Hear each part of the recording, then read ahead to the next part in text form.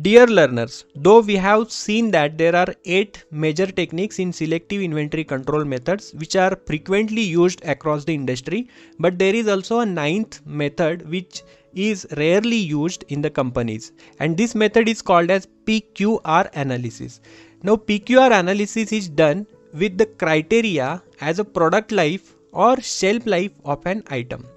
Now shelf life is useful life of a material within which material shows all the characteristics of its functions. Now what is P, what is Q and what is R? Let's understand. So P class items are those items which have longest shelf life, Q class items have moderate shelf life, and R class items have a shortest shelf life, and hence more attention is required on R class. This PQR analysis is beneficial in the industry like food and beverages or even medical drugs. The shelf life of product varies industry to industry. So simple example of PQR products. So P class can include the packet of biscuits which has little more shelf life.